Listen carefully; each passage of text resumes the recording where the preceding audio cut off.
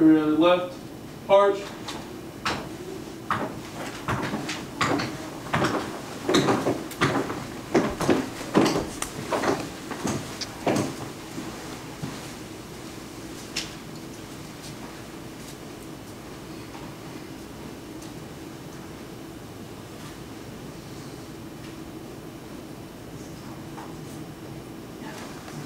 You may be seated.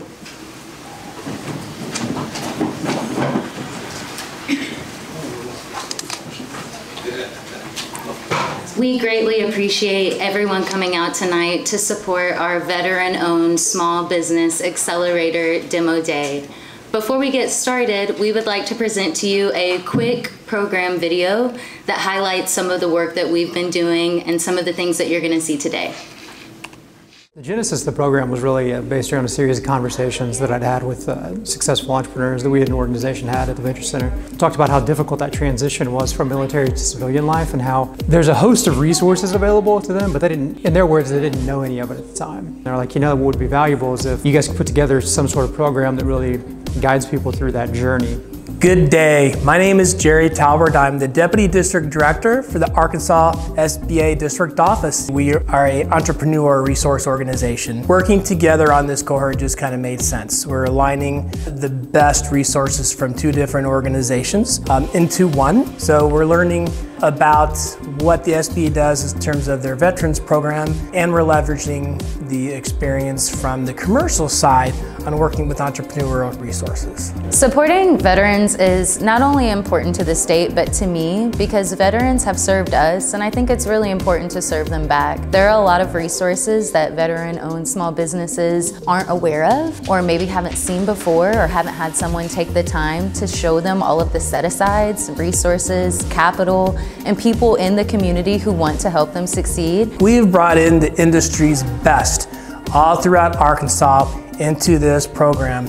On the acquisition side, we have brought in testimonials from our own 8A firms who have joint ventures, mentor-protege agreements. We've brought in federal surplus property to talk about their programs. We've brought in acquisition people who are actual level 3 contract officers who are buyers. For most companies, they've discovered that there's other ways that they can kind of drive their business and different avenues they can pursue, which is really the goal, right? Is to open up these channels for business growth that result in job growth for the state of Arkansas. It's been incredibly rewarding for me to not only support economic development within the state, but to also specifically focus on veterans, people who really need the help and who have also done so much for the state in return. And with that being said, welcome to the 2023-2024 Veteran-Owned Small Business Accelerator Demo Day. And welcome to the 2024, the Venture Center and SBA partnership and our cohort. Welcome to the 2024 Veteran-Owned Small Business Accelerator in partnership with the SBA. We're thrilled to show you what these companies have accomplished over the previous 12 weeks, and we're thrilled to see what they do over the next 12 years.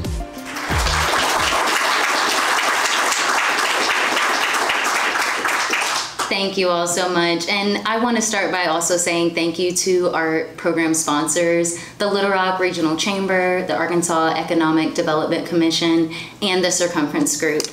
So as you just saw, I just made a cameo in the video. My name is Amanda. I'm the Program Manager of Innovation at the Venture Center, and I had the honor of working closely with the veterans who will be presenting to you today over the last 12 weeks.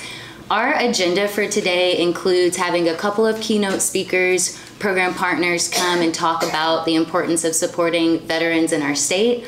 We'll have our 9 veteran founders do their demos in 2 groups, and we'll also have a presentation of awards to our veterans, thanking them for their service and for all of the business work that they've done in this program.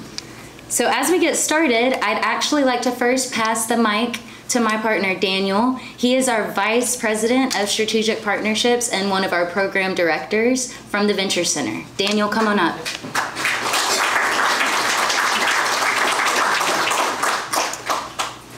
Hey everybody, thank you for coming. It is incredibly meaningful that you show up for things like this. So as Amanda mentioned, my name is Daniel Schutte. I'm with the Venture Center. For those of you who don't know, the Venture Center is a 501c3 nonprofit headquartered right down here, a couple blocks away in Little Rock.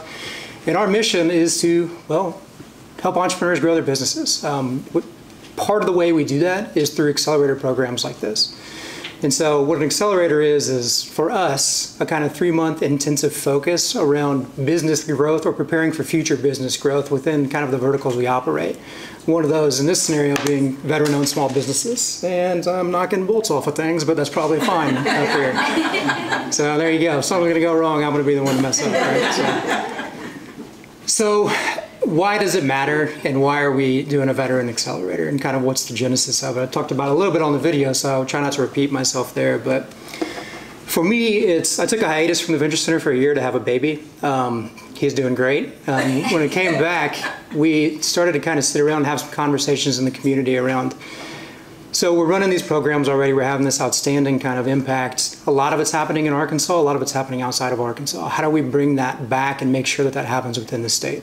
One of the entrepreneurs I spoke with is a guy named Rick Daniels, who's late, or else I'd make him stand up here, but he'll be here later. And he's a veteran, and he sold his business along the way. And one of the things he mentioned was, look, I served my country, and when I left the military, I wasn't really sure what to do, and there wasn't a great roadmap for me. There was a lot out there, but I didn't know what it was. And I didn't know how to access that. And so I started looking into it, and here's some statistics for you on the other side. Do you know the amount of veterans in Arkansas is 15% higher per capita than the state average? That there's 24,850 veteran-owned small businesses within the state of Arkansas. Of those that are registered, it's under 200 as veteran-owned small businesses. And so if veterans don't register their businesses, they don't get access to these set-aside federal contracts and state contracts. And so our thesis with this program, and it's proving out, we think, is that if you can unlock these channels for people and kind of expose to them what is out there, well, look, if the intersection of community and opportunity takes place, then that's where revenue growth happens. And so we've been thrilled with this program. We've been thrilled to work with the SBA, who manages and runs many of those programs on their end. And as Jerry said, you know, when you combine kind of our startup expertise with the SBA's traditional kind of business growth and resources as a federal agency, well, there's just not a lot that you can't accomplish over a period of time. And so incredibly grateful and humbled that you all made some time for this. It matters. It matters that we show up for our veterans and do things. And so what I'll encourage all of you to do is to think through this. How can I assist this veteran-owned small business on their journey? What can I do to help them? And I know there's other veterans out there that are in this cohort, and we want to talk to you and work with you too. But guys, look, I won't be back on stage to say anything, so I'm going to say it now. This has been a pretty powerful, humbling experience for us.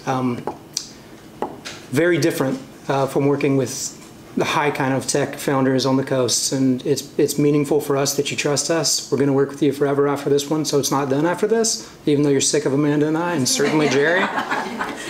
But just want to say that, and I want to pass it now to James Hendren, who's the chairman of the board and the founder of the Venture Center. He won't tell you this, so I'll tell you this. There was a time, look, capital is a part of running a business. There's a time when there was 2 people in the state of Arkansas writing early stage checks to, Arthur's crying, he's gonna make me cry, so don't look at him. Writing early stage check to companies, and it was Clete Brewer and James Hendren. So he's been in this game longer than this game has existed, and without him, we wouldn't be here. So James, the floor is yours.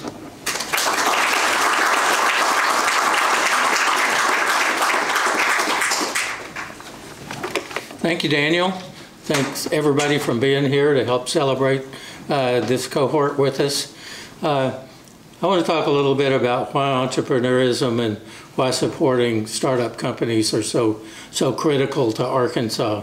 And obviously the veterans are a piece of that, but a special group, and we'll talk a little bit about that also.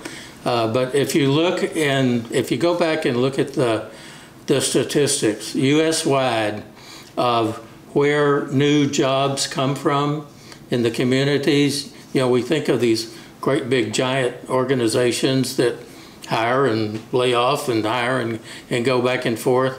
Yeah, there's a lot of jobs there, but they were also small at one point. 90% of the growth in jobs in the United States is from small businesses. 90%, think about that, as compared to all of those giant companies that we think about it out there. So the growth in GDP, the growth in jobs, the growth in the support in the communities come from these kind of businesses. There are many people out there who think about gee, I might have an idea for a small business. I might have an idea for something that can be done to support my family, or I might have an idea for something that could grow into one of those giant businesses. Most of them do not have all of the pieces put together that it takes, and they need some friends out there to help them, to mentor them and figure out the way through all of the processes. That's what supporting entrepreneurism is all about.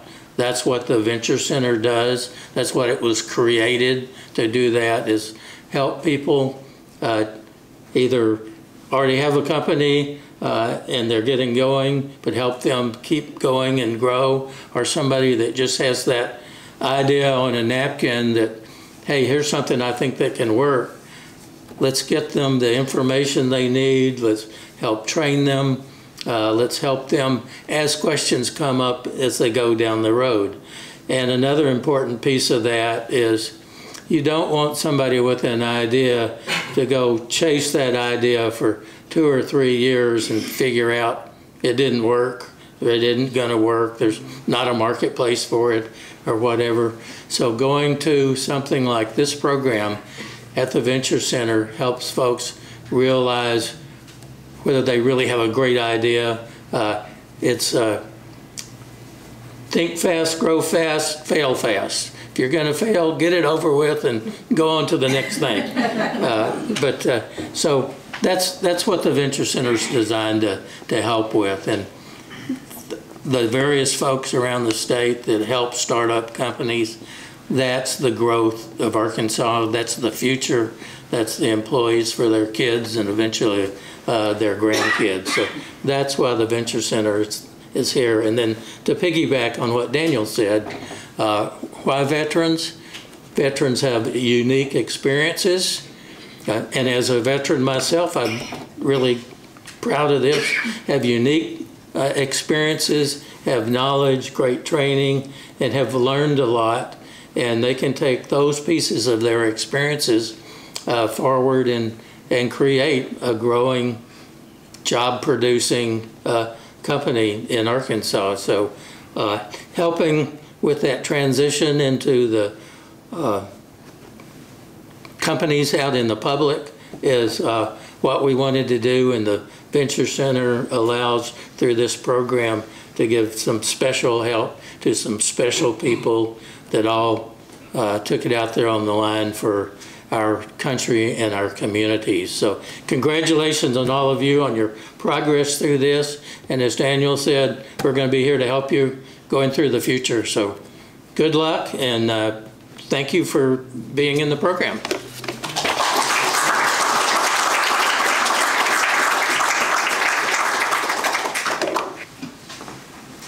Thank you, James, and thank you, Daniel, for your remarks. So without further ado, we are going to have the first half of our veteran demos. Please save any questions or comments for the reception and dinner that will be directly following the programming. To kick us off, operating out of North Little Rock, Arkansas, we have Wayne from Arkansas Shades, Blinds, and Shutters. Let's give him a round of applause.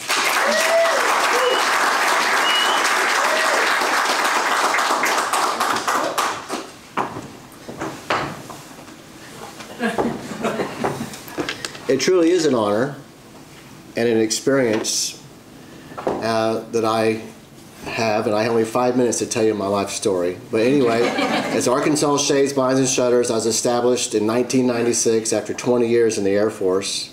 And the Air Force experience is valuable. I first started out as a jet engine mechanic, and then I transitioned over to C-130 as a flight engineer. Finished up here at Little Rock Air Force Base as a flight engineer evaluator instructor, or instructor evaluator. Those things are important because it teaches you discipline, it teaches you life and death. Airplane mechanics, it's the life and death not only of your own life but people around you. So when I was in the Air Force towards the latter part of the year or two before I left out, I decided to want to be an entrepreneur. And in doing so, I started out with residential blinds and shades, or mini blinds and homes, and then quickly after that I transitioned into the commercial work. So one of the first things that I did a few years after is the Clinton Library. That was a major project for a young business. I had 2 or 3 people working for me at the time. And if anybody's been to the Clinton Library, take a look at the shades. They're big, they're massive, and you got to get it right the first time. The general contractors at the time was CDI. They were very helpful. He took me under his wings and showed me a couple of things. But to get to that level with the financing, the skill set, it taught me a lot. I really had to focus and make it happen. I started out as a one-man show. I hired a few part-time people. I was buying, selling, measuring all the work myself, and after 30 years I now have a team of 11 people. 5 of them in the office, 5 in the field, and that by itself is a learning curve as an entrepreneur. No formal training. I dove into it. I decided to do it on my own. I learned the School of Hard Knocks, OJT, and it's worked out. So with that said, most of my team members have been with me from the beginning. So the combined experience from me and everybody else is 100 years. It's a lot. I'm still looking to grow. Going back to just a little bit, what keeps a person moving is you have to have vision. I wanted to be an entrepreneur, not necessarily in window treatments. I don't want to skip over my beginnings for a little bit. My mother came across in just after World War II, so she went to Canada. She's British, but the point was with that is that she was all by herself in the beginning, and she raised me, and she raised me with focus. She was a woman who grew up with bombs blowing up all around her, so she knew what she needed to teach me to do and to be independent and strong. So starting from 1 customer to 450 currently, over 3 million in sales. That's a lot. That's 2 or 3 jobs a day that I have to get done.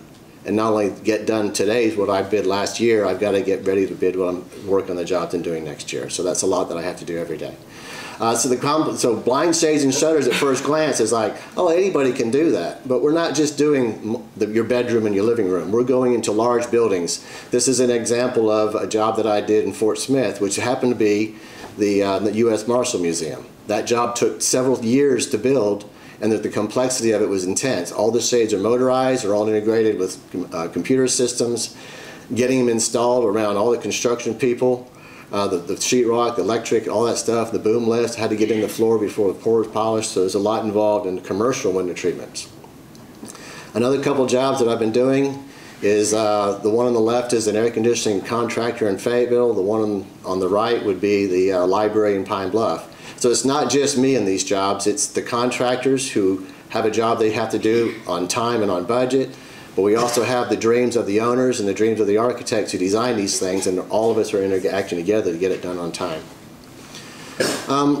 So like I said, 30 years of experience, it doesn't come lightly. There's been a lot going on in my life to make all this come true. The turnaround time on a new job could be as little as 3 days, but we're also working jobs months ahead of time, and most jobs that I have under contract now are years out, so I have to stay on top of it. In competitive bidding, and you have to stay on budget. You can't change your pricing after you get the job. You can't, oh, I made a mistake. You're stuck with it. But you never know. There's something's going to just throw you down. So we all had the flood back a few years ago. We planned it, we knew it was coming in, so I wanted to bring this story up because it really tested me in so many levels. But anyway, inside that building, I'm living there. I had wrapped my building in plastic, and I was able to save the day, and the inside that building is dry, although I have almost 2 foot of water around it. It was a miracle how I did it. I didn't know that I could, but I did. So that goes back to the testament of sticking with it, whatever the problem is. You just have to deal with it. You can't stop. So when that day came and I had to run in there, my wife helped me. She's in the middle there. She's bringing me food and supplies, and the paddle boat is what we had in my backyard, and he's bringing me supplies. So it was pretty intense event. No shower for almost a week. So you never know what's going to come at you. You take it, you do it, you make it happen, you learn from it. So that's why I brought that up. So with that being said, I never want to go through a flood again.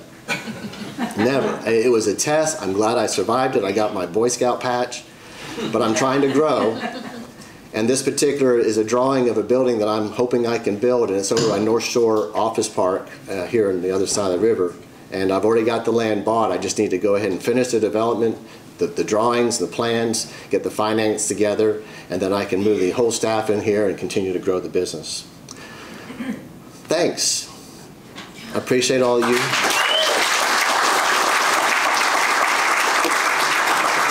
Thank you so much, Wayne. Next, I'd like to welcome to the stage Jeremy from Bentonville, Arkansas, where he operates CDL Hunter. Round of applause for Jeremy.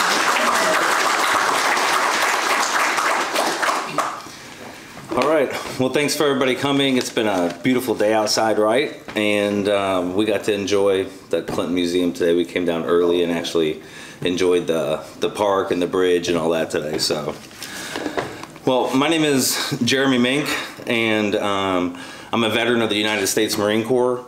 I have over 15 years of experience creating and implementing award-winning programs and strategies for Fortune 500 companies like J.B. Hunt, and also startups, with a few of those even being my own, which is why I'm here today. I'm the founder of CDL Hunter, a company that guides people into successful career paths within the transportation industry.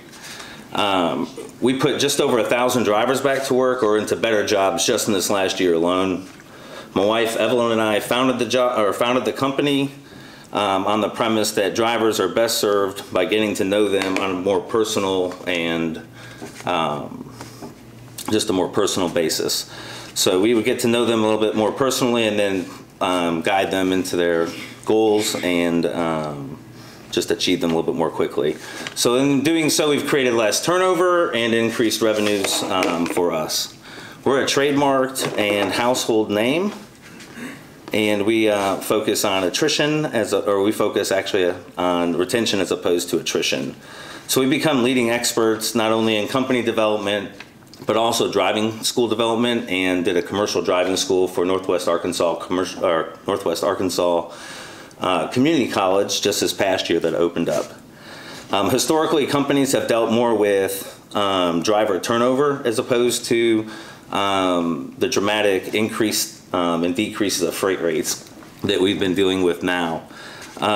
We've had just a tremendous amount of companies into the market between 2020 and 2022, which helped keep up with the demand, but then it also drove the freight rates down now because they're not able to keep up with the inflation as well as the really high fuel costs. So this made the merger and acquisition market pretty active last year. You can probably recognize some of these companies here behind me. The good news is they will always need drivers. They still need drivers today. You know, everything that you've bought and you see comes here on a truck. So we're kind of a recession-proof business model and should be continuing to do so. But soft markets create powerful opportunities to see your business a little bit more clearly and create some uncommon profitability and business value.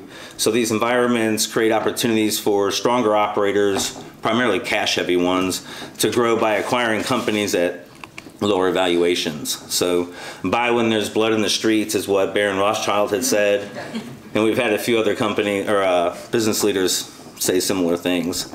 So we have one of those opportunities as well, is to acquire a competitor at a very low valuation and taking advantage of this soft market so that we're able to expand our business and our market footprint.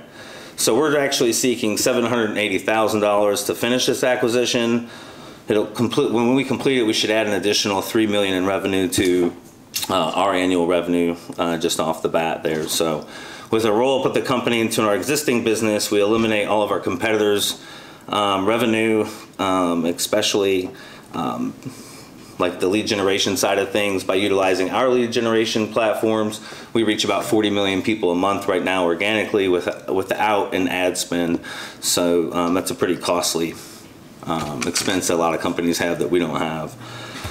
So we also acquire company contracts that have been around for about 20 years and add about 2 million driver records to our database also. It's a lot of leads, and it also gives us a lot of historical data that will complete some predictive hiring algorithms we've been working on. Our brand, CDL Hunter, has also secured a co-branding agreement through MasterCard, where we receive a bounty for every credit card application and a percentage of a total MasterCard spend that each person spends on an annual or a monthly basis. So that program there should add just close to about $2.5 million for our first year. So with the expansion, we'll just be more efficient. We'll have lower overhead, attract more top tier talent. And so this is our contact information, and we'll be around as well to talk to y'all later after the rest of my veterans talk. Thanks. Taking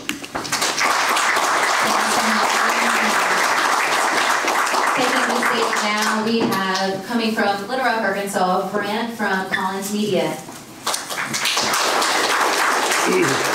Thank you, everybody. I'm glad to be here, and thank you for showing up. It's love having you guys here. My name again is Brant Collins. I'm from a little town, Dover, Arkansas, which is about 15 miles north of Russellville. When I lived there, it was a population of 699. And I could do everything I could do to just want to get out and get into the world. So after graduating in 1988, well, actually, we're home with the Dover Pirates, so really proud of that. And when I joined the Navy at a ripe age of 18, I then became a pirate. Actually, I was a submarine sailor, so that's me on the periscope, and I was a mechanic and a diver on a submarine, the USS Woodrow Wilson. I got to go a lot of places, do a lot of cool things. As you'll see in this picture, I got to dive with some Navy SEALs. I cannot confirm or deny that I am in any of the pictures there, but I can tell you the one through the periscope is me with the SEAL Team Commander 2. So I got to do a lot of cool things, and I was so excited when they said if you can get out, because I was ready to get out, if you go to college. So I went back to Russellville to go to Arkansas Tech University. There I studied fine art, sculpture, and that kind of started my journey in media and marketing because I was elected to lead my art graduating class to do our first art show. So our art show there, I had to go out and secure the location. We used the federal building there that nobody was using. Before the internet, I don't even know how I did it now. We got permission to use it, we cleaned it up, we got the newspapers to show up, so it was really a lot of fun. So then I moved to Little Rock and I started my career. So I worked in broadcast for many years, UPN 38. I helped launch Fox 16 News. I've worked at Arkansas Tech University, UAMS, Equity Broadcasting. I was a marketing director for True Service. So I have over 30 years doing this. So Collins Media is an integrated marketing and creative agency. These are some of the service. We try to help people. You know, everybody has to have marketing. That's one of the reasons I went into this. I was like, I need to do this because my creativity and marketing worked well together. So I won't bore you with a long mission statement, but there's some keywords that I've highlighted. Some of the important things to me is empowering entrepreneurs and small businesses. I love to be innovative, accessible, and cost-effective. Inclusive and diverse is really important to me. And really, I want to help level the playing field to help businesses thrive and have a positive impact on our communities. So we help people solve problems. I am a solutions designer, so that's what I do, is I like to find out what your problems are and how I can help you. So these are some of the services we offer, and those are just arrows in my quiver. So unlike a lot of companies, when you're a video production company or a web development company, they're just trying to sell you what they do, right? You need a website, you need a video. My first question will always be, why? Why do you need these things? A lot of people can never answer me, because my friend said I needed a website. What? What are your goals? What are you selling? That's another one people stop and think. Well, I don't know. What am I doing? What am I saying? And this is the biggest pet peeve of mine. From Fortune 500 companies to state organizations, everywhere I've ever worked, nobody wants to focus on the who, right? Who are we speaking to? Who's your target audience? So a lot of times, especially when I worked in TV, local TV, your local car dealer, they want to have themselves in the commercial. It's all about them. They love the color blue, so the logo's got to be blue, and you got to really focus on who are you selling to and who you're talking to. So over the years, I've done a lot of clients. So some of the client work I've done, Philander Smith College, I was real proud of. Worked with them for a long time. I'm a big motorcycle fan, so I did some commercial work with Eric Buell Racing, which is a national motorcycle company. The Capitol Hotel, Allied Bicycles, that was a company that was started here in Little Rock. They're now in Northwest Arkansas. They build carbon fiber bicycles. I'm currently doing podcast development for the Department of Health But one of my favorite jobs I had, I spent a year and a half as a group tourism manager for Arkansas Tourism. So I went all over the United States and Canada to promote Arkansas tourism. And so I really enjoyed that job. It was a lot of travel. It was kind of hard on my family, so I stepped back from that. But through that, I met so many people across this state, and I got to hear so many stories. And one of the things, so one of this one, like the one over there, I was in Chicago at a motorcycle show, I think. That lady went to her and her nephew, we went to high school together. And that was like in Chicago. I was like, this is wild. So I still know a lot of these people around the state. And one of the things that I really loved about it was trying to meet all these people. And this just came out this year. Arkansas tourism is now a $9.2 billion industry. There's more than 48 million people visit in 2022. Most of that is going to come for the eclipse. Everybody's getting ready for that right now. But one of the things that really frustrated me, well, not frustrated me, I met so many mom and pops and small businesses that just need a lot of help. They need help. They're bet their family farm on doing some tourism and trying to make money. And it's also rural development. So these people want to stay in their communities, and tourism is some of the reasons they can stay. So that's why I'm starting Arkansas Tourism Studio. That's going to be a part of Collins Media, using my expertise and skills to help small businesses. I work with agritourism a lot. I helped start that when I was at the state, but I speak to them a lot. And I was at a program like this talking about social media in YouTube and TikToks and all this stuff. And one guy in the very back said, I totally understand what you're saying. I'm scared to death because I don't know how to do that. Those are the people that I want to help. So again, my name is Brant Collins, Collins Media, and they asked, when we do all these practices, you got to have an ask, you got to have an ask. All I'm asking is if you have someone that needs my help, I would love to talk to you today. But another thing I want to do is thank you for being here. So one thing to say, thank you for your service. It's another thing to show up. So please continue to show up for veterans.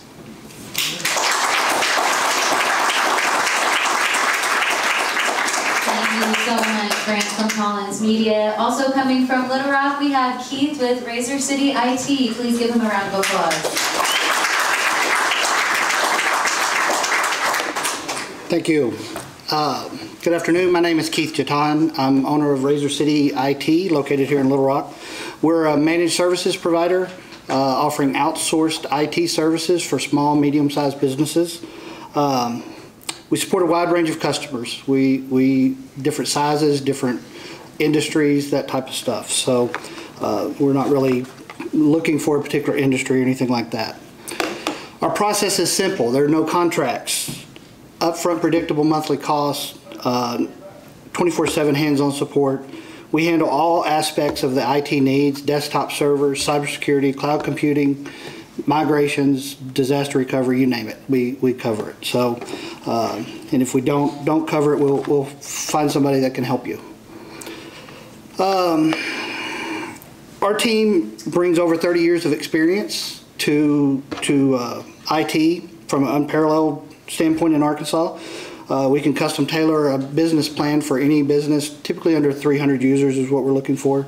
Our average customer tenure is over 10 years, with most of our customers being 30 years plus.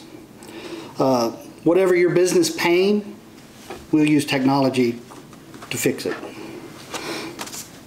My background is I have several members of family members that served in the military, including my dad that served in the Air Force during Vietnam.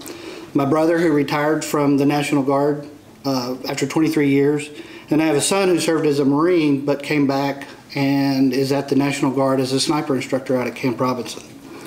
I was born on Beale Air Force Base in California, but I grew up, was raised in LA. Most of us around here know that as Lower Arkansas. Am I right, Waldo? I'm a veteran of the U.S. Air Force. I started right out of high school as well, 18, so I was from 89 to 93. I did basic training in San Antonio, tech school in Beale Air Force Base, and then I was stationed in Albuquerque, New Mexico at Kirkland Air Force Base. I was a chapel management specialist. It's a different career field than most people get, but I didn't realize I was colorblind until I joined the Air Force. They're like, you're not going to do much. I'm like, great.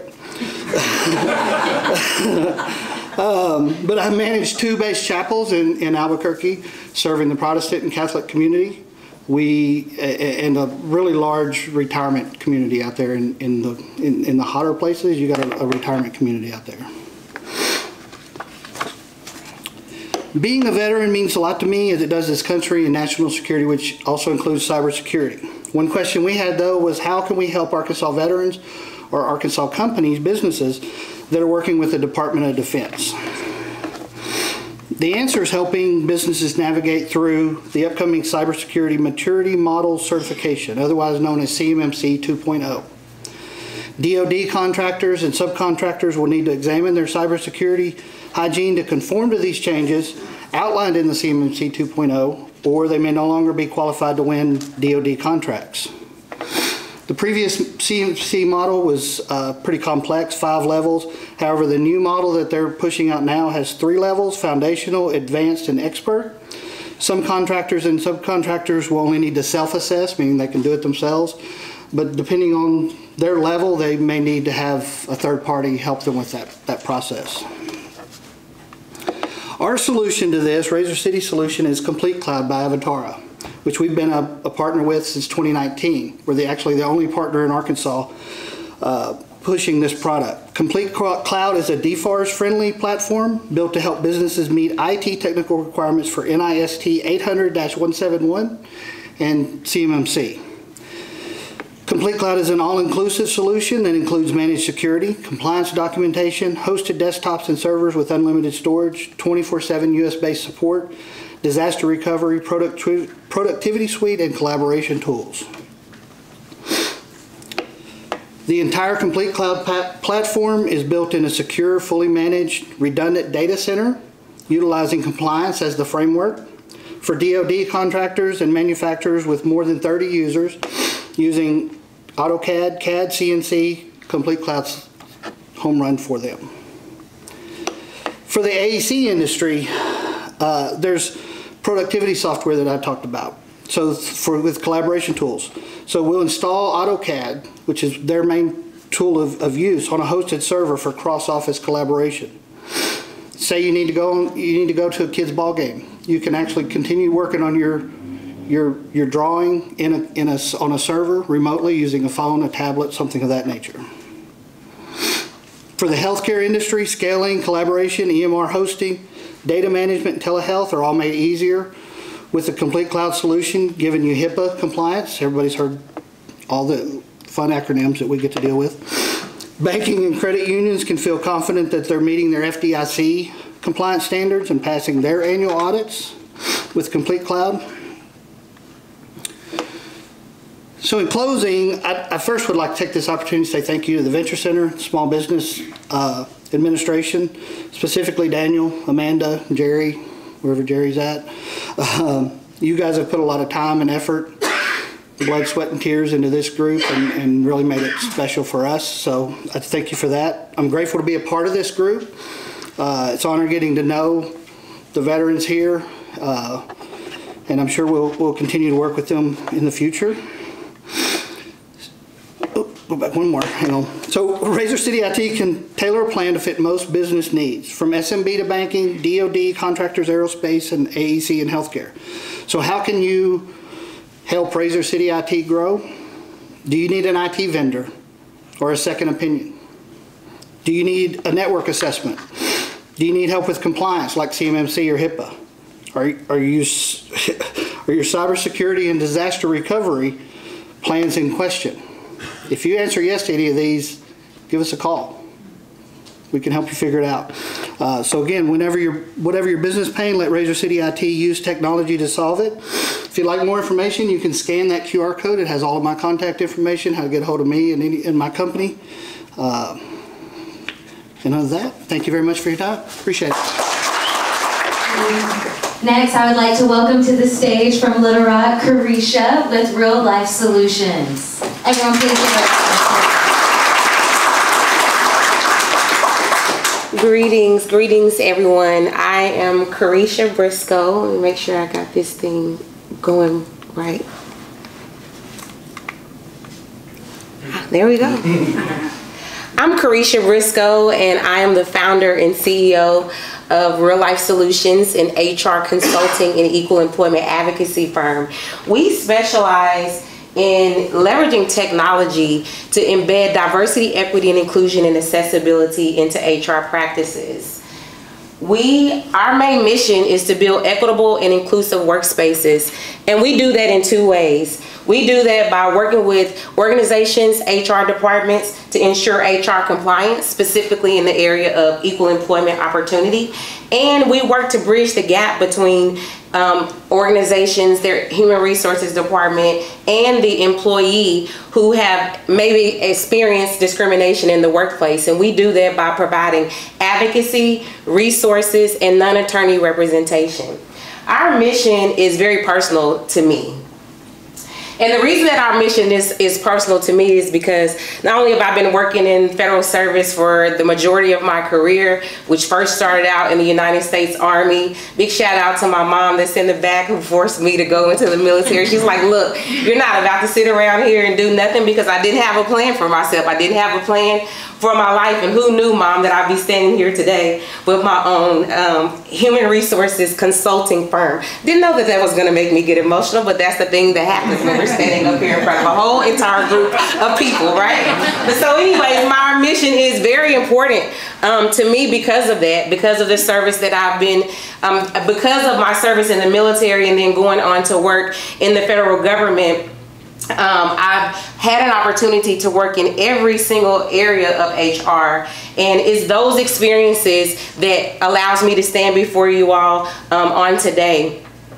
Also, our mission is important to me because working in the federal government, I've been able to see a problem with EEO compliance and the variable things that go along with that. And so what I did was decided, to bank on myself. Last year, back in October, I decided to leave my six-figure a year paying job to accept my first federal government contract that was over $500,000. So I didn't have to worry about the discrimination that I faced in the workplace, and allowing that to be a catalyst to allow me to grow personally and professionally.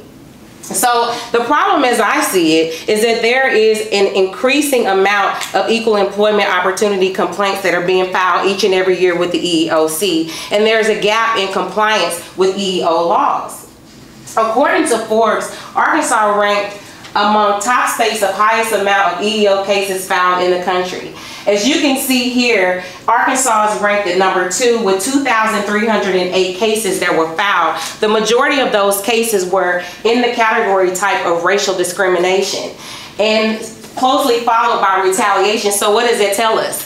That tells us right off the bat that Arkansas, right here in our state, has an issue with compliancy, because when racial discrimination charges are being filed, they're being followed by retaliation claims. That lets me know that we don't have the mechanisms and things that are in place to help to prevent these cases from being filed, and to prevent these from additional cases being filed in the form of retaliation. I had a video right here, but Amanda and Daniel, because we love them so much, talked me into taking it out. But so the elements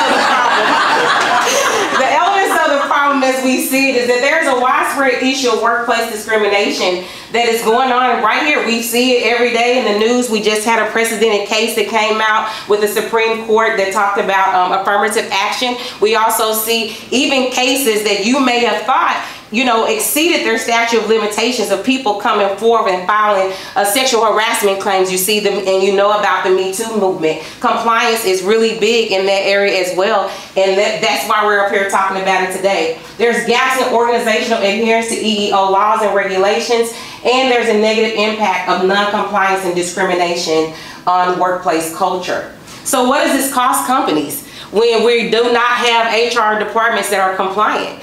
It costs companies, let's just face it, when employees file EEO complaints, it costs the employee money to file the EEO complaint, and it costs your organizations money to combat lawsuits, right? And so we see that there's legal and financial risk. There's a loss of productivity, because at the end of the day, if your employees are not happy in the workplace and they're filing EEO complaints, then we are not going to be as productive as we could be, and that also reduces our bottom line, and that's not what we want, right? It damages our reputation, and it has an impact on talent attrition.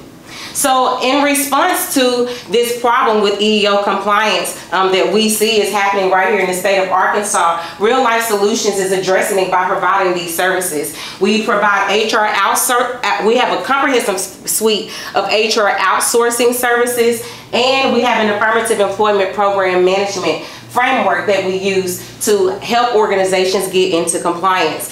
Currently, the federal government contract that I have, I am there to be an advisor to their EEO director, because before recently, they never even had an EEO department. They never even had an affirmative employment program, which is mandated for all organizations by Federal Code of Regulations. And that's the reason why we've been able to not only stand their affirmative employment program up, they didn't have the resources to fund the program or to have full-time employment for that, and we were able to create their affirmative employment program and have a fee-for-service offering that they can offer to clients to fund their program internally.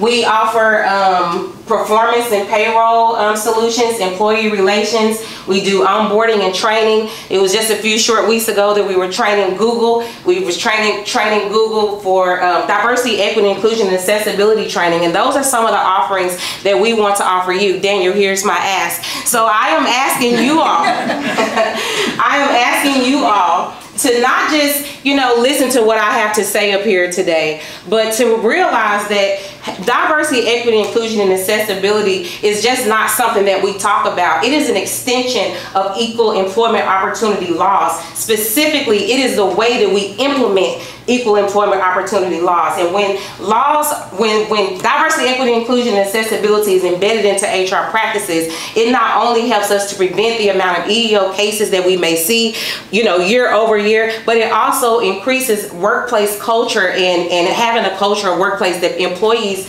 really want to work in. We also have an affirmative employment program management software that is in development right now.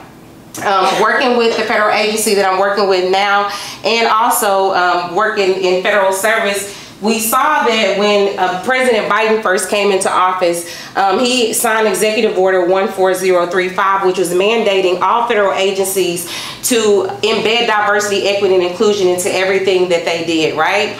And so what we saw at that particular time, he gave agencies 100 days to get their DIA strategic plans and implement the DIA strategic plans within their workplace. But what we saw behind the scenes is that we had to do this process manually.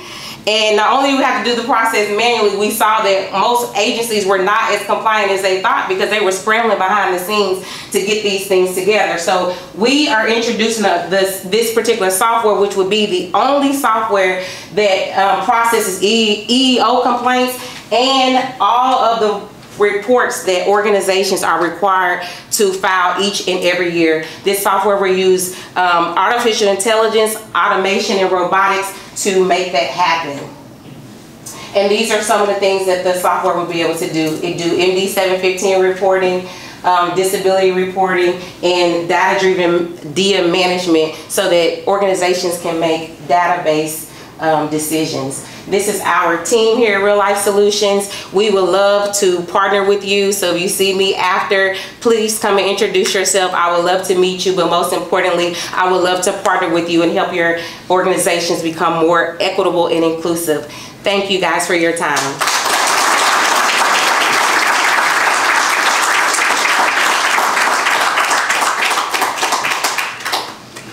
Thank you so much, Carisha. As you can see, our veterans have been working hard. Before we show you the remainder of our veteran demos, I would like to welcome up Jerry, the Deputy District Director of the Small Business Administration and one of our program partners, to the stage for some remarks.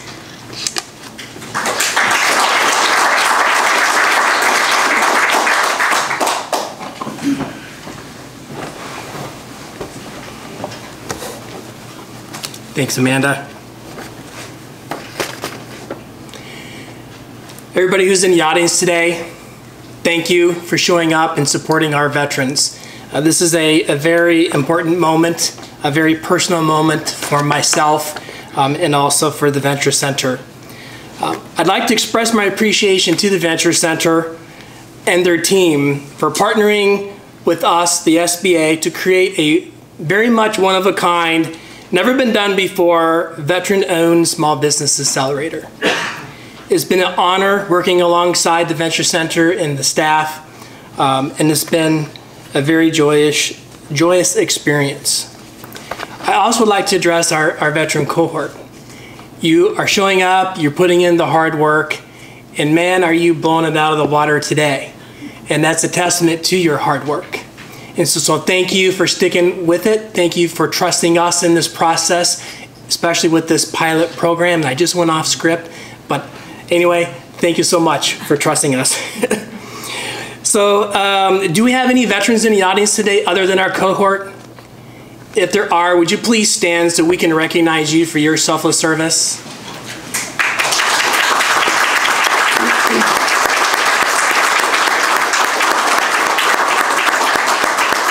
Thank you. To our subject matter experts that has helped us out, if you are in the audience, would you please stand to be recognized? Anybody here today? No? Edward Haddock, thank you.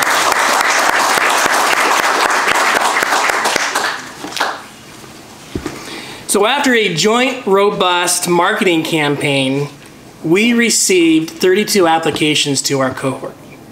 Now, honestly, going into this, I was quite a bit nervous because I wasn't sure exactly how many applicants we would need, but we had a milestone that we wanted to achieve. Surprisingly, what we learned out of that 32 applicants, that half were startup phase. So 2 years or less entrepreneurship with veteran-owned companies. So that told us right away that we have more work to do. We have to do something to address that entrepreneur spirit. But the timing wasn't necessarily the right timing for us, for them. But it's not to say that we're not going to get to them. The interviews allowed us to down select those 32 applications that we knew we could actually have a large impact upon. Our curriculum, though we did have a framework moving into this, obviously it changed. And ultimately, it got turned upside down. And we got a little nervous, but what we realized is we trusted the process. And through the interviews and interacting with our cohort, we realized where we needed to be and that we needed to create a curriculum around those very specific business needs. So what we ended up with is what we ended up with. And so who here has heard of the mortgage company New Day USA? Anybody? Okay. So I'm going to use that as a little bit of symbolism to the mortgage company New Day, whose chairman is Rear Admiral Thomas Lynch, who states when speaking of supporting veterans, it's a labor of love. Because that's what it is. For us, in our partnership, it is a labor of love. It was created out of labor of love for you. And so, if you had a need, our goal was to provide you a foundation to provide the resources for you, to provide you the lead that you needed so you could take it to that next level. Being in the federal government, we dance in a gray area quite a bit. Because we're not necessarily allowed so much to do that. But if you have a partnership and it's been approved by the government, okay. So then we can go that little extra mile and actually be that problem provider, be that gap provider, and really get intimate with the process. Otherwise, we're not really allowed to do so. So that, to me, is really the sweet part of this partnership. It's that spark that we're able to really mature and bring forward with you. So with you, we always say, what's your ask, right? So with us, from my perspective, is what's the takeaway? And so with that, I want to talk about that. So we had 17 guest speakers. Majority of those speakers were veterans. So to me, it was important going into this cohort that we get as many veterans subject matter experts that we can, so we can have veterans mentoring veterans. That was really important to me. Obviously, with me being a veteran, I understand what that is. And so that was the one thing I really wanted to take away and do out of this cohort, is have veterans teaching veterans. Based on our interviews, based on your needs and your feedback to us, and when we created this curriculum, we quickly realized that your needs really surrounded SBA programming. So that is why our cohort focused so much on SBA programs of access to capital, contracting, and resource partners. But out of that, thanks to the Venture Center, we were really able to capture some very important metrics. And metrics is data. Edward Haddock loves data back there, my former boss. And so what is that? Well, everybody, we realize, has interest in federal contracting in one way or another. So all of you have expressed interest in registering to be a contractor with the federal government. That's a major key point, especially when Daniel was talking earlier about the lack of contractors, veteran-owned specifically, here in Arkansas. All of you are in the process of submitting your SBA certification, and actually one of you during this cohort actually received your Service Disabled Veteran-Owned Business certification. So why is this important? Well, contracting is big money here in Arkansas. So at a very minimum, just with the certification, as you found out, you have access to federal surplus property that will affect your bottom line and provide you the needs and the equipment to help you. So that's just basic number one. Then you talk about our 8A certification program. A veteran-owned, service-disabled veteran-owned specifically is eligible potentially for our business development program. That business development program this last year is $62 million in federal commitment in dollars to 15 businesses that we have in our portfolio. And I want to see as many of you get into our program as quickly as possible, because that's going to affect your bottom line. 7 of you have actually received new contract opportunities. We've introduced to you 28 new partners that didn't exist to you before. We've conducted 110 hours of one-on-one business coaching in the cohort. That's a big number. So if you think about it, we meet twice a week for 12 weeks, but it doesn't stop there. What do? We have other meetings in between there, right? 110 hours and 79 hours of actual one-on-one business development with you hand in hand. That's our takeaway. That's the power of this cohort. So with that, I just want to say thank you. It's been very much of a pleasure for me working alongside of you, and I want to see you grow and work together, network together. Thank you so much. Before Amanda cuts me off, I'd like to introduce Esperanza, the Director of Small Business and Entrepreneurship Development, Arkansas Economic Development Commission.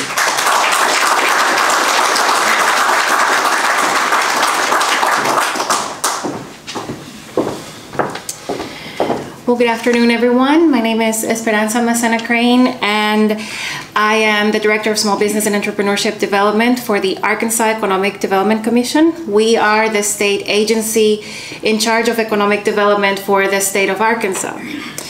You know, today is a special and exciting day, and we have 9 companies that have worked extremely hard and will continue to work extremely hard. This is definitely not the end of the road, but as a business owner, you know that this is an ongoing race and an ongoing battle.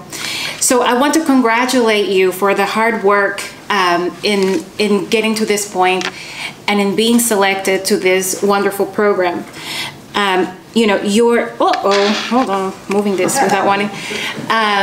Your hard work is a testament to your determination and your drive. But I also want you to realize what you represent, because you're representing the goals and dreams for many other veteran-owned businesses in the state. And you are representing the possibilities for many of them to grow and expand and really, somebody earlier said, you know, the number of veteran-owned businesses that are registered in the state, it's only 200. And from those that are certified with the state of Arkansas, it's even lower. And we need to grow that number. But I also want to say thank you for your service. Because of your service, we are able to live in a free economy, and we're able to enjoy the ability of sharing a vast amount of resources, collaborating with one another, and working freely, where, as we know in many other countries, it's not a possibility. Arkansas sits in a very favorable place for small businesses and entrepreneurs, and that is part of the reason why our agency put a lot of effort and resources into growing the Small Business and Entrepreneurship Development Division. Within our division, we have 3 different areas of focus, one being science and technology, which our accelerator programs fall under science and technology. We have a minority and women-owned business area of focus, where service-disabled owned veterans fall under that category, and an ecosystem support area of focus. But I want to talk a little bit about the benefits of the state of Arkansas and how we're growing. The Kaufman Foundation recently listed Arkansas as having the highest opportunity share for entrepreneurs, which means that in Arkansas, entrepreneurs choose to be entrepreneurs out of a desire and not necessarily out of a necessity. It's estimated that between 2009 and 2019, 46.5% of the net jobs in the state were created by entrepreneurs. And the majority of the jobs are created by firms that are 5 years or less, which means most of you in this room. We have a low cost of owning a home, low cost of operating a business, and we have worked hard to try to lower taxes. So our personal income tax rate went from 7% in 2015 to 4.4%, corporate 6.5% to 4.8%, and it will continue. We'll continue to work on lowering those taxes. But this is definitely not possible without the collaboration of a community, which involves private, public, nonprofit, and all of those that are in this room. And I want to take a time to acknowledge our team. So Bob Kucharavi, raise your hand. And Laura Kingery, raise your hand.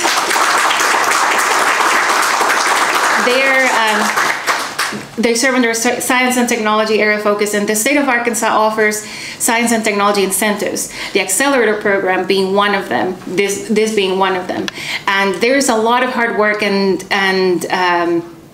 thinking that goes behind that, behind closed doors. I also want to recognize Walter Burgess in the back. He's our chair for our Science and Technology Board. Thank you for your service. So he leads the Science and Technology Board, which is the one that also reviews the accelerator programs. So I say all of that because, to put things in perspective, there's a lot of purpose-driven and passionate individuals behind a lot of the work that you see for the state of Arkansas. So that said, I also want to thank the Venture Center, the Small Business Administration, the Little Rock Chamber for being just wonderful partners and for helping us dream with you. Thank you for letting us, all entrepreneurs, dream with you and help us continue to serve you and help you dream even more. So congratulations to all of you, and to those that are not part of the program, apply next year and more other programs. Thank you so much.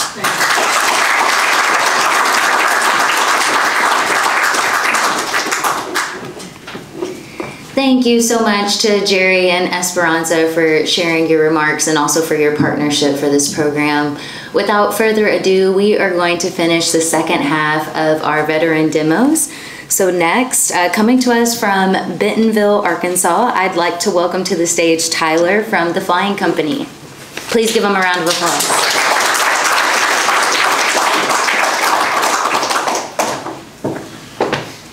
Good evening, everyone. How are we? Marvelous. All right. My name is Tyler Flagg. I was a special operations pilot in the Air Force for about 14 years before moving to Bentonville in 2021. And now that I live there, I currently fly and manage a Plautus PC-24, which is like a small twin-engine jet for a local company there in Bentonville. It is not Walmart. Just, I know that's the next obvious question. So I'm here to talk about Flying Company, where you can find the right pilot, not just any pilot. So the problem that aviation has, one of many, is that you have about 21,000 corporate aircraft in the United States, and you have over 600,000 pilots in the United States, of which about 118,000 are actually qualified in the type of planes that corporate aviation flies. And so how do you match those two up is kind of the problem, and unfortunately there's not a very good way of doing that efficiently, which is why you see situations like this all the time below. Is somebody who owns a multi-million-dollar aircraft is going to Facebook and posting in a Facebook group in order to find somebody who's able to fly them from point A to point B on a certain day. Obviously not the most efficient way of going about things. So that's where Flying Company comes in. You can think of us kind of like Upwork for pilots. We're a professional services marketplace, platform-based marketplace, and the goal is to make it as easy as possible to find, assess, manage, hire, and pay contract pilots all in one place. So we've got a small team of myself and a few excellent software developers up there in Northwest Arkansas, as well as two excellent advisors, Ben Marcus and Cyrus Agari, who have been in corporate aviation as well as venture for quite some time now. Some of the milestones that we've reached over the last 10-month beta test that we've been doing. In Q2 of 2023 is when we launched the beta version of the website that was focused specifically on one type of aircraft, which is the Pilatus PC-24. In Q3 of 2023, we reached about 100 users. You can see a map of the pilots who are capable of flying that particular plane scattered across the country. In Q4 of 2023, we added an additional aircraft onto the platform as a type called the Pilatus PC-12 and formed a partnership with the Pilatus Owners and Pilots Association, which is a 501c6 that represents the interests of owners. Q1 of 2024, obviously very thankful to be here with the Venture Center and SBA. In Q2, we're really hoping to launch the next version of the website, which is going to improve upon the lessons learned from this kind of beta run that we've done over the last 10 months. And then by Q3 of 2024, hope to add various other types of aircraft onto the platform and expand just outside of the Pilatus world. So how exactly does the website work? I've broken it down into four things: find, assess, manage, hire, and pay. And so the way that it used to work, I know Rolodexes aren't really a thing, but just kind of bear with me, you know. The way it used to work is if you're looking for a pilot, you would send a text or email to a list of people who you were told are capable of flying that plane and wait to hear back from them. If that doesn't work, then you go to Facebook, as we talked about previously. The way that we operate is that you can go to the website, you can create a trip. It takes about 30 seconds to do it. That gets sent out to all the different pilots who are capable of flying that plane that are on the platform, and then they can come back to you with bids. As far as assessment, the way that it typically works is that you have to have a pilot fill out a resume, essentially. It's called a pilot history form that usually comes from your insurance company. And that insurance company will look through all the pilot history forms and tell you which person to hire. Those take about 30 to 45 minutes to fill out, and is just a waste of time for everyone. So the way that we have it worked out is that every pilot who bids on the trip, you can download their pilot history form immediately right from the website. And it also includes their pilot certificate, photos of it, their annual training. So you have all the information you need as an owner or operator of an aircraft to be able to make an educated decision on who to hire. As far as management is concerned, one of the other kind of legal things that you have to do when you hire a pilot is have them sign a pilot services agreement, which usually is written up by your lawyer if you own an aircraft. I found about 50% of operators don't actually do that because it just takes a lot of time and they kind of are, I guess, are willing to accept the increased liability by not doing that. And so the way that we've done is we've created an industry standard pilot services agreement that can be digitally signed by both parties before the hire is made. And then finally, for hiring and paying, the way that typically works is that a pilot who's done with a trip will send receipts through text or email. The owner will have to reconcile them and pay that person via cash or Venmo, or bring them into their accounting system. The way that we do it is that once the trip is done, the pilot uploads the receipts to the website. The owner approves it through the website. We do payment processing through Stripe, send it matching invoices to both parties, and then help with 1099s at the end of the year. So the business model is a 10% service charge on top of what the pilot's day rate is. You compare that to aviation staffing firms that charge about 50% for roughly the same service. As far as metrics, again, had a beta test going for about 10 months with 2 different types of aircraft. There's about 163 pilots on the website now that are capable of flying either one or both of those aircraft.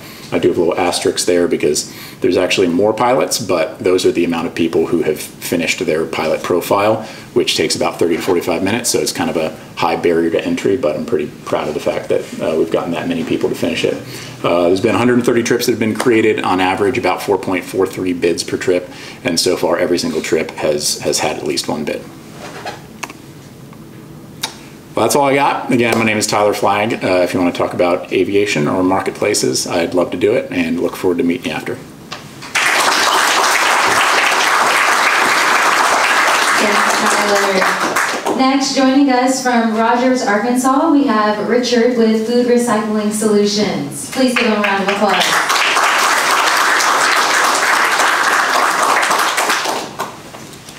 Well, hello everyone. And my name, again, is Richard Imms. I'm from Food Recycling Solutions, the owner and founder. And I'd like to first, before I forget, thank the Venture Center and all the fellow cohort members. Thanks to Amanda and Dan, who spent a lot of time. Also Jerry.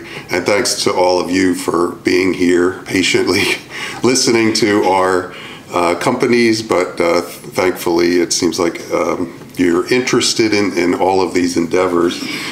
Mine started in the military as well. I was a helicopter pilot, started out in armor first. I went to a military university called Norwich up in Vermont and served in a couple different countries, but you can see the one there, if you guys are old enough, when Berlin was east and west, going through Checkpoint Charlie way back when. So like most veterans, this the structure that we were trained in really has helped us to have the platform to launch and be independent and driven as well. A couple things that I've done in the past, big companies and small companies. Actually, the one on the bottom, I snuck in there. That's actually a future business, Carbon Chicken Project. Happy to talk about that, but just pointing out that a lot of entrepreneurs, they don't just do one thing. Maybe they have businesses they can sell, buy, and move on to.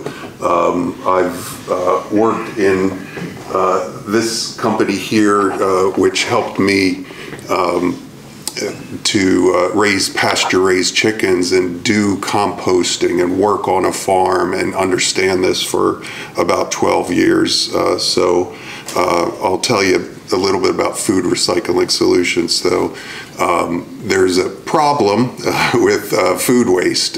We throw a lot away. Anybody here ever throw food away?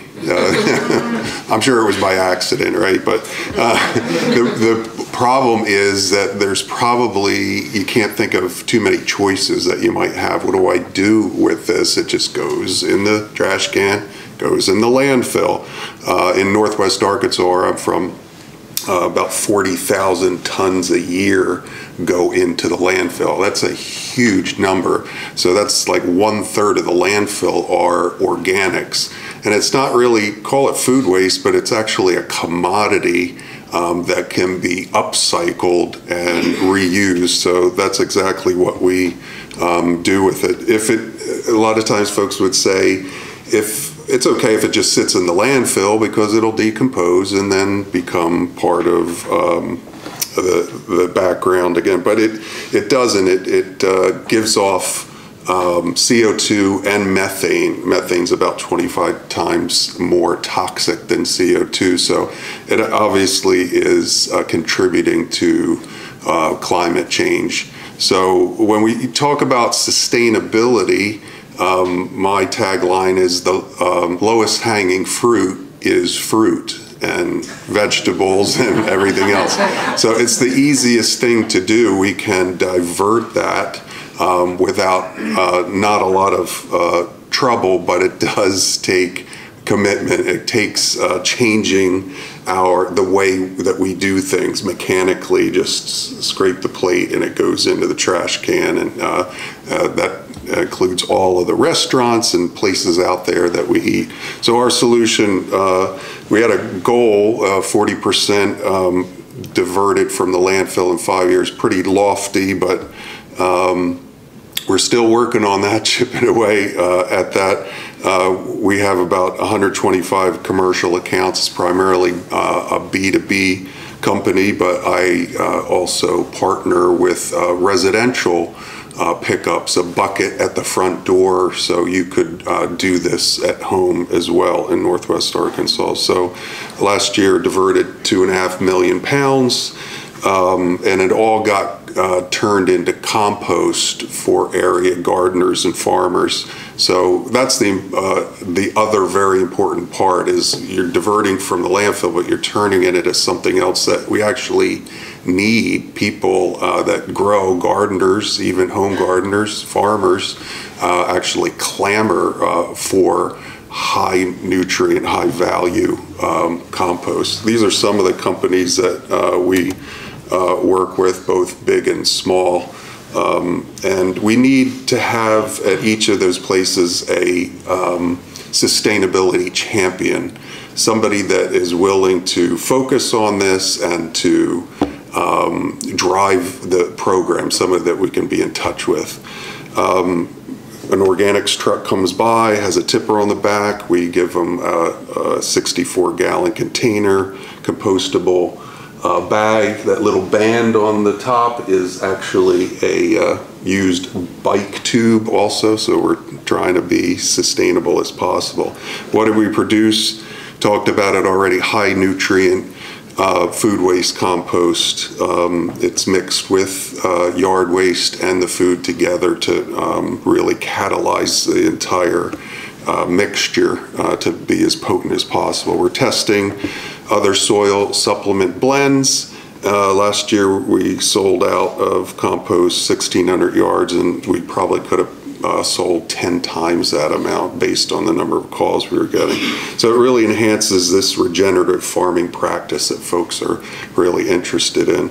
Scalability, the call for compost is way up. We're vertically integrated with other local partners, Food Loops for one, and then I mentioned here in town Ace Glass, Epic Glass also. So when we go to a potential customer, we can say, hey, we can do food waste, we offer glass, other recycling opportunities there. We'd love to duplicate the model here in Little Rock. It's been rough. Again, Amanda and Daniel have been great in trying to facilitate that in the conversations, but our ask is we have a facility that we could possibly do this here in Little Rock, but it needs some infrastructure, and we need a truck, and so a little bit of money. So anyone interested in being involved in that would love to talk to you about that. So thank you very much. Appreciate it. Up next, I would like to welcome from Sherwood, we have Veronica joining us to talk about TICECon.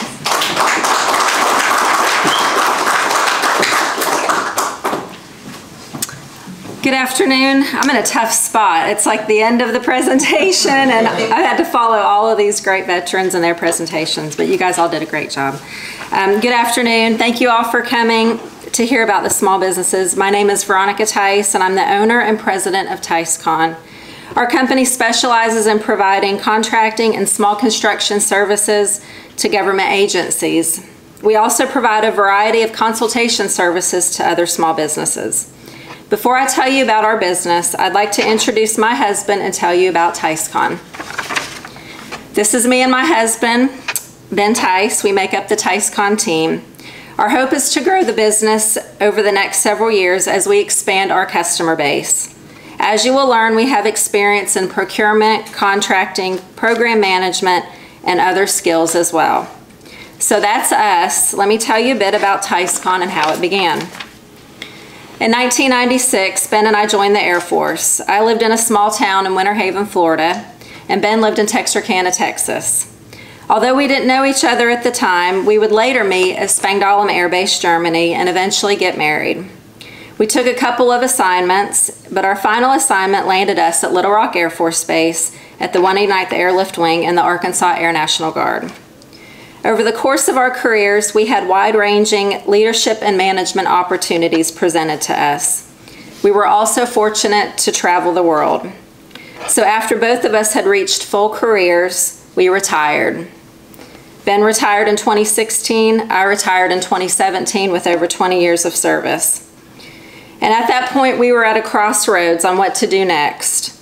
It's unfamiliar territory for most veterans when they separate from the military.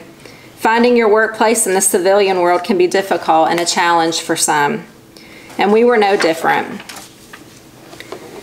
During my military separation briefings, I attended an SBA class called Boots to Business. The course equipped me for business ownership.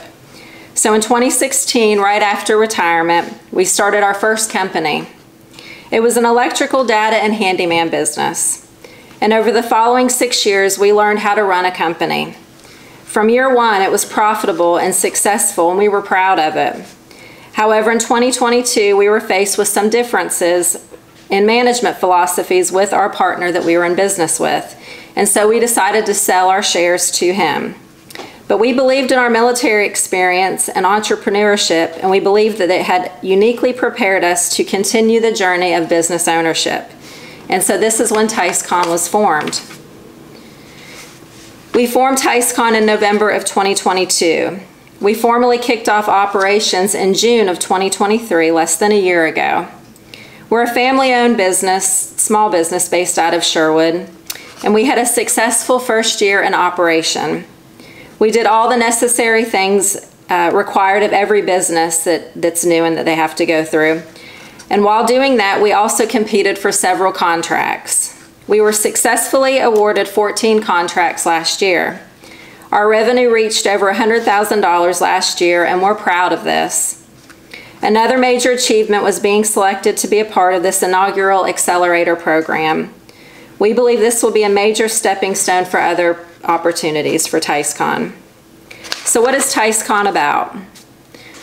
We aspire to use our expertise as veterans and entrepreneurs to help government entities achieve their goals. So the mission of TICECON is simple. It's to provide swift, superior, and value-based solutions to government agencies.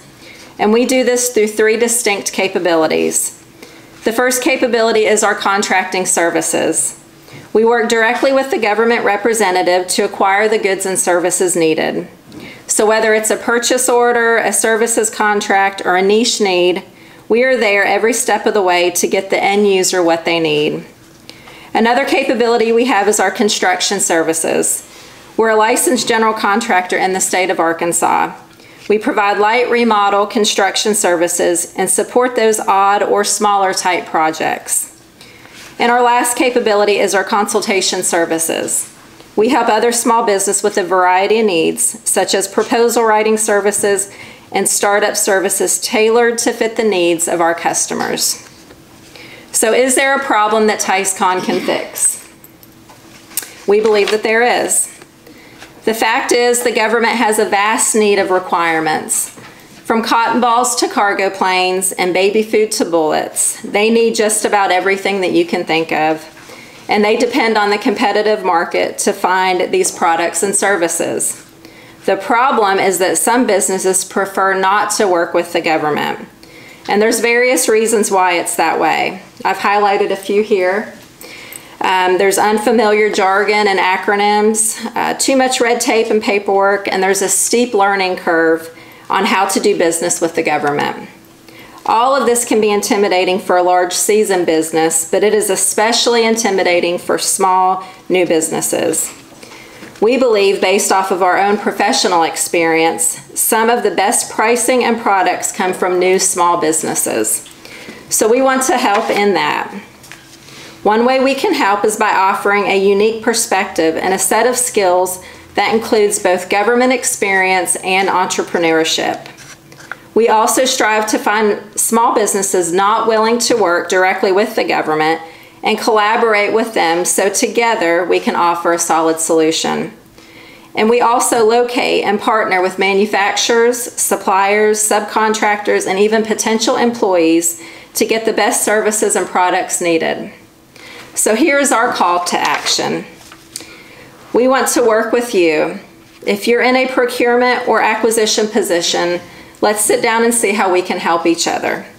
At the moment, we're in the process of building our past performance portfolio. So we've listed some areas here that we are more focused on in order to achieve that goal. We're also looking for networking opportunities. We would like to network with others who have a vested interest in seeing small veteran-owned businesses succeed. And with that, we anticipate needing options for gap funding or short-term loans on hopeful projects in the near future. We are also interested in partnering. We are looking to build relationships with subcontractors, vendors, and fellow business owners. If you fit in any of these categories and you have not explored working in the government space, give us a call. Let's see if we can help one another. And lastly, we would love to find a mentor. We are looking for a mentor that cares about small businesses succeeding and that has a passion for veterans succeeding and that understands government, contracting, and construction. So how can you reach us? You can reach us by phone or email, or you can go to our website at ticecon.com. In conclusion, I want to thank the Venture Center and the SBA for this opportunity, specifically Amanda, Daniel, and Jerry, the amount of touch points and conversations and virtual meetings and all of that they've had with us collectively and individually are just countless. So thank you guys for that investment. I want to congratulate all of my fellow cohort members on getting through the program, and we wish you future success in your business. And we are grateful for your time and attention today. Thank you for being here.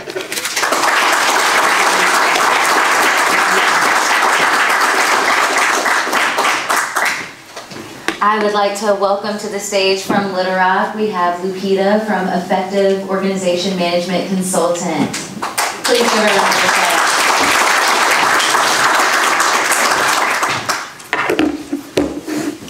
I know what you're thinking.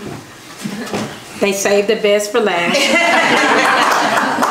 But let me just tell you, I was the one in the cohort.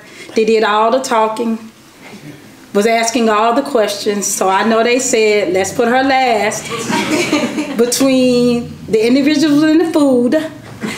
So that's why I'm last. No. Let me start by saying, I want to thank each of you for taking time out of your busy schedule and day to come and be a part of this. Thank you for just sharing these moments with us, not only as veterans, but as small businesses. I also want to thank the Venture Center. I want to thank Daniel and Amanda. Those 110 coaching hours, I promise you 70% was probably mine. I want to thank Victoria. Victoria helped with marketing, did whatever we needed to do to get exposure. I want to thank Mimi. Mimi is the most well-known person in all of not Little Rock, but Arkansas. She opened up her portfolio, her Rolodex, and really helped give us the exposure we need to meet clients that we probably otherwise would not have had the opportunity. Josh for always taking photos and getting my best side. I want to thank him. And I want to thank each and every staff member. I want to thank Arthur. As one of us, we did a series of classes where they brought in different people, and Arthur was one of those. And he gave us 10 points that we all need to follow and adhere to as businesses. And I can tell you, I have written them down and I am truly making them a part of my strategy. So again, I want to thank the Venture Center. I want to thank Jerry. Jerry is with the Small Business Administration. Jerry is not only a part of this and was very instrumental in making it happen, but Jerry befriended my husband, which is not, you know,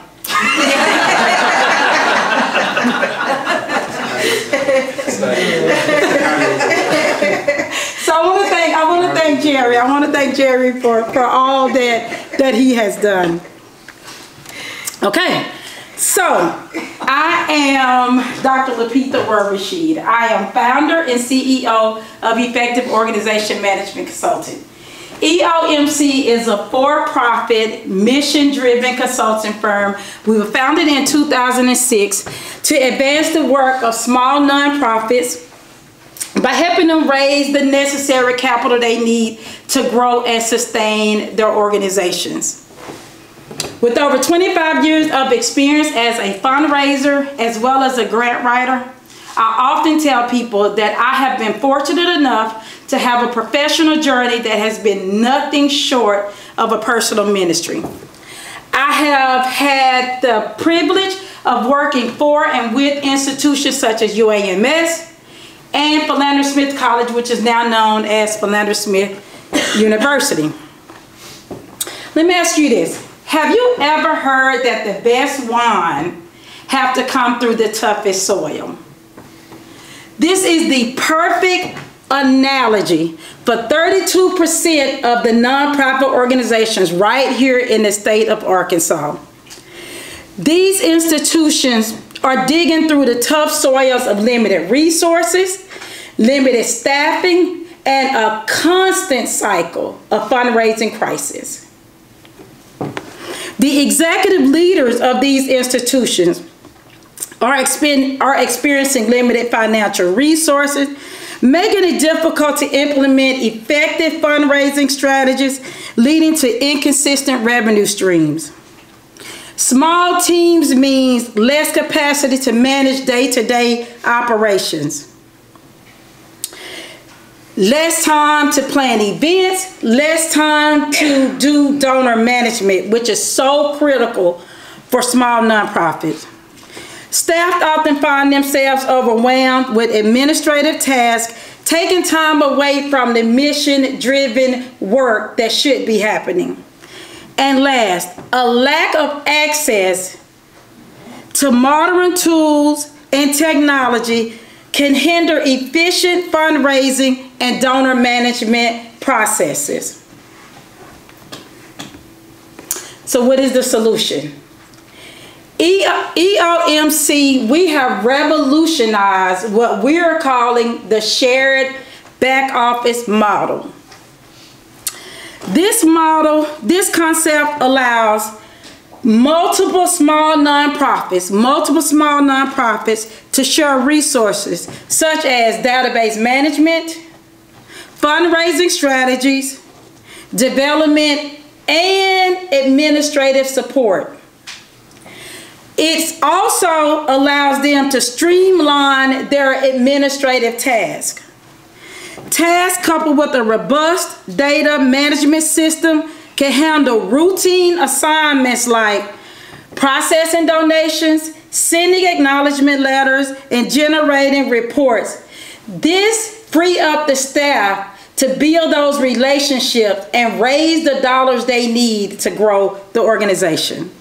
And last and most important, this model also coupled with AI, artificial intelligence, automating tasks, and optimizing processes help nonprofits reduce their operational costs and allow them to allocate their resources more effectively and efficiently. Why is this so important? Why is this shared back office model so important for small nonprofits? Because their vision is the blueprint that really drives their growth and sustainability. A lot of these organizations find themselves chasing dollars and not being able to focus on their why, the reason they were founded and started in the first place. The alignment of that vision with their mission keeps them focused and keeps them on task and the ability to do what it is that they were actually created to do. And last and most important, with the right vision and the mission, it allows them the ability to execute their plans into more measurable progress as well as fundable results. Now, let me tell you about the best part of effective organization management consulting. It is most definitely our team. And I also want to say this. The reason I'm standing here today, because I'm not a veteran. The reason I'm standing here today is not because my husband is the veteran. Because my husband is a Vietnam veteran. But I'm standing here today because my husband, on April 2020, I lost my job. I lost a 6-figure income. And I felt rejected. I felt hurt. But it was my husband who told me to rock up, soldier, and get back out there. And as a result of him telling me to rock up and get back out there, what I had been doing all along as a side hustle became my main hustle.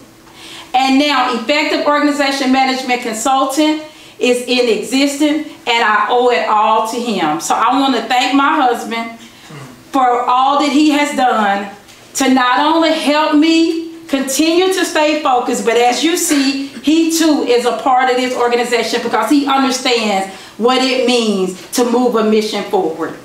I also want to thank Anna. I don't know if Anna McFadden is here, but she was supposed to be here today. But Anna has been instrumental in helping with that shared back office model that I talked about. She has been instrumental in helping work with these smaller nonprofits organizations on that back office work that they so desperately need. So, why should you invest in us?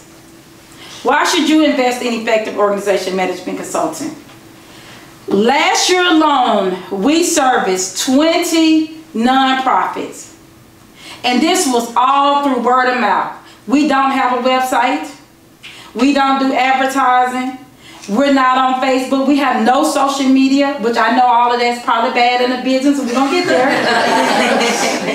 But we serviced 20 nonprofits, and it was all word of mouth. As a result of that, we raised over $5 million.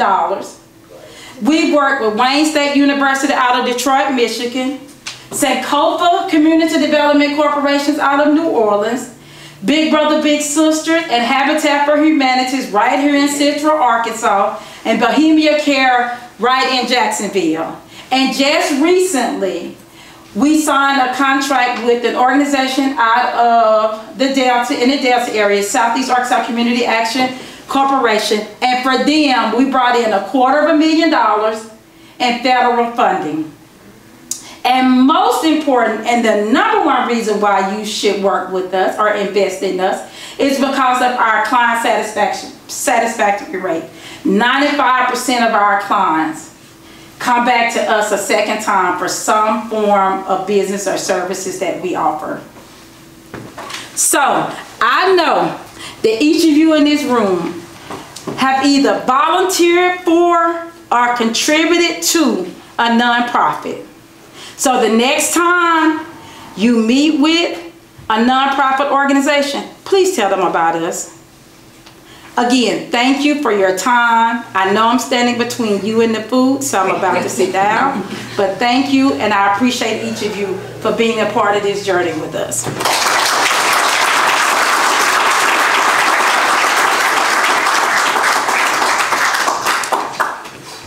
Thank you so much, Lupita.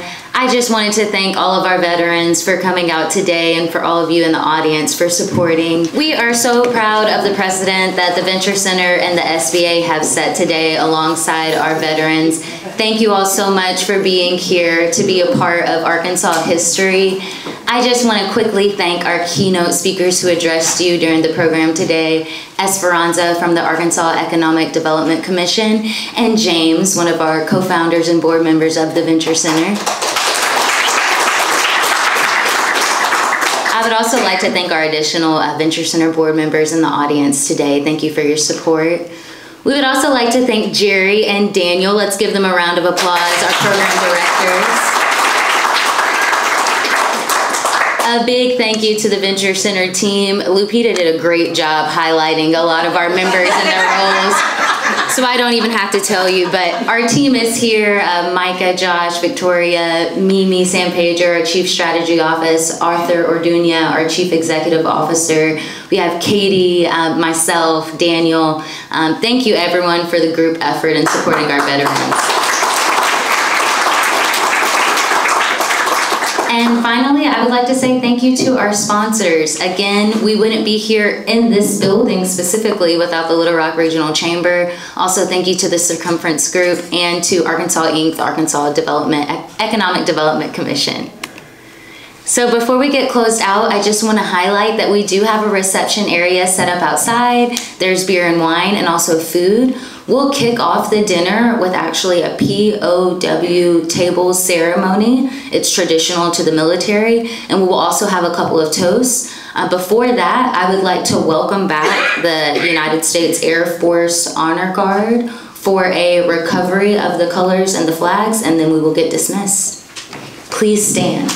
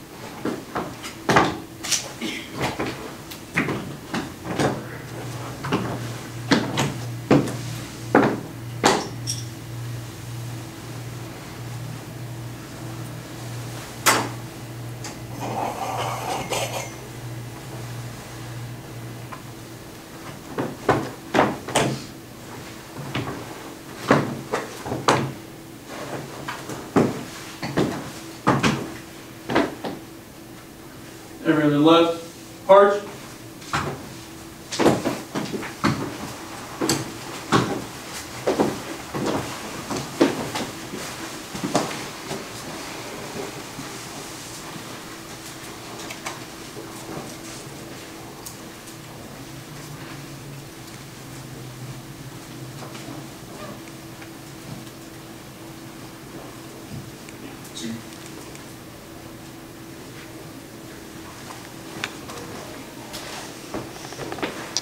Thank you again so much for your support. Please join us in the reception area for dinner and drinks. Thank you all for coming.